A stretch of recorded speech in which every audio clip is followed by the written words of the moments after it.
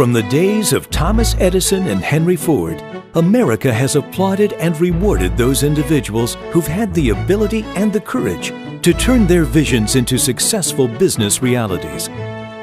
Every generation, every industry has had its entrepreneurial leaders.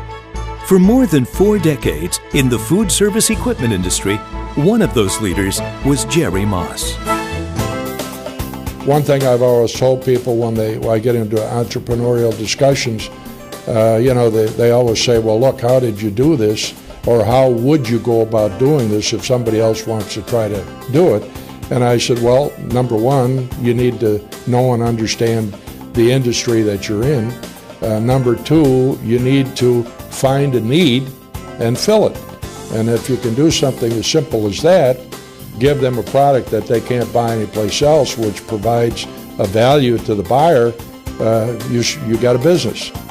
Jerry's understanding of the food service business began way back in the 1950s when he and his family owned and operated a Chicken Delight franchise. And in those days, the need that needed filling was his own. We were 75% delivery type business to the home. And if you're familiar with the climate in Wisconsin, in the wintertime it was hard to deliver something and keep it hot. So I started to talk to some wire people. I found out about heating cable.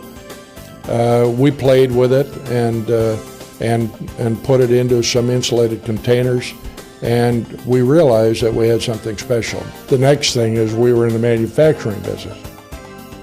It started out in the first year, and I landed a reasonable chain account with we all know today as Kentucky Fried Chicken, but in the early days, they were in the roast beef business. And we had already discovered that roast beef was something that we could hold very, very well. And so I proceeded to go after Arby's and some of these other people. One of the customers that we were dealing with was a very upmarket type of chain featuring and selling prime rib. And so I met with them, and their question was, can you hold it overnight? And I had to think about that for a minute or two, and I said, well, we've never tried it. Jerry proceeded to try it and found that by simply adding better temperature controls, his warmer would not only hold the roasts overnight, but actually improve them with natural tenderizing. The new holding cabinet was a success. And, kind of like the little light went on in my brain, why can't we cook it and hold it? And I went back to our factory. By then I had 4 or 5 people working for me, and I proceeded to try to learn how to cook prime rib. Opinions differ on Jerry's skills as a chef, but when his new line of low-temperature cooking and holding equipment was introduced at the 1970 NRA show, Halo Heat was a huge hit. The Halo Heat principle was soon applied to more products, and before long, Alto-Shaam equipment could be found in restaurants, hotels, institutions, and supermarkets everywhere. My father bought a second-hand Alto-Shaam oven back in the late 70s. It's made us unique in the marketplace because we do offer such a wide variety of hot entrees and hot foods. It was ingrained in us way back in the early 70s. Take care of your customer and make sure that they have what they need to be successful in their endeavor. That's a customer that will come back and buy other products from us as he grows in his own business. By the 80s, the company had entered the international market. In kitchens around the world, the name Alto-Shaam had become synonymous with low-temperature cooking. But Jerry wasn't content. I thought, okay, we're great for prime rib restaurants and maybe for restaurants that feature roast beef, but there's a lot of other business out there. Jerry's insatiable desire to seek out new market opportunities led to an idea that had some within Alto-Shaam questioning his judgment: the CombiTherm oven.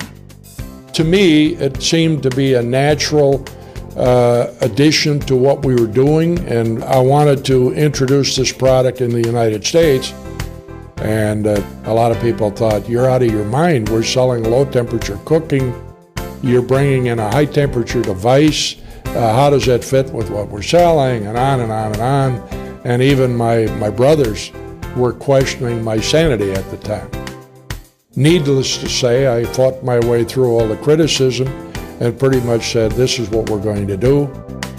The Combitherm wasn't to be just another product in Alto-Shaam's catalog, however. In the early 90s, Alto-Shaam introduced its totally integrated rack management system. For the first time, hotels, convention centers, cruise ships, and casinos were able to turn out large quantities of high-quality meals in record time. We'd like to think that if we give you the product that's going to do the best job and is going to give you the best life cycle, if people can see that argument, then you've got a way to sell them. Obviously, a lot of people have seen that argument. Despite ever-increasing competition, Alto-Shaam's position in the market has only grown stronger.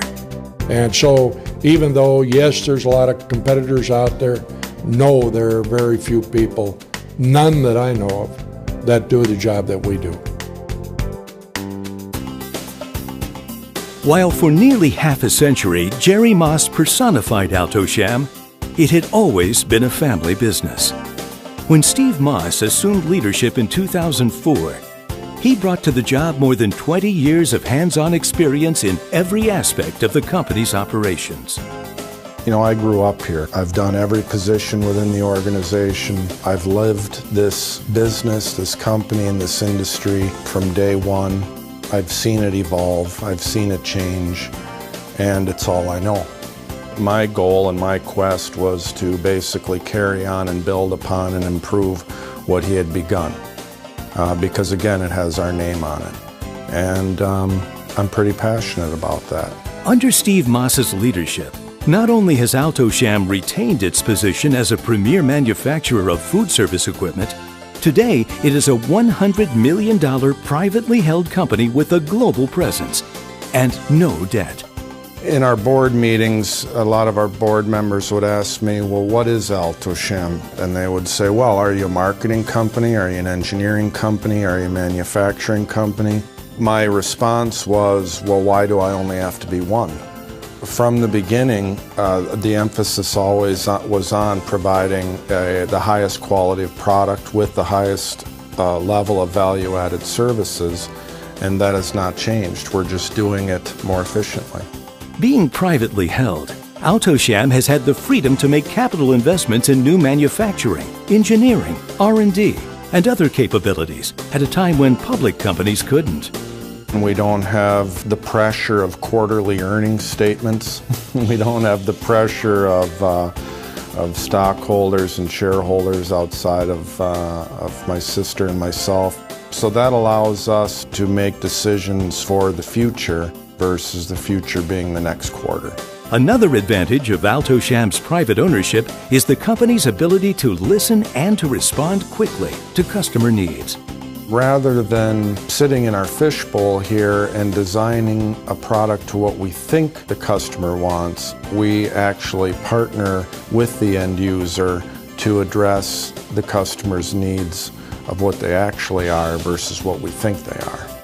And while private ownership has not insulated Alto-Shaam from the market pressures of a global economy, it has allowed the company to meet those challenges on its own terms. A shared philosophy that I feel Jerry and I both have or had is the fact that what really makes a business or a company is its employees. When we researched expanding, offshore, all of the references that we were given were companies that closed in Wisconsin or the United States and relocated. And we were never going to do that. When I think about the future for Alto-Shaam, I think about a continued commitment to product quality and innovation, a continuing commitment to growing and maintaining our long-term customer relationships. Part of being competitive in a global marketplace is more than just lean manufacturing. I think all employees realize that we're on a never-ending quest to continually improve everything we do. Employees like it at Alto-Shaam.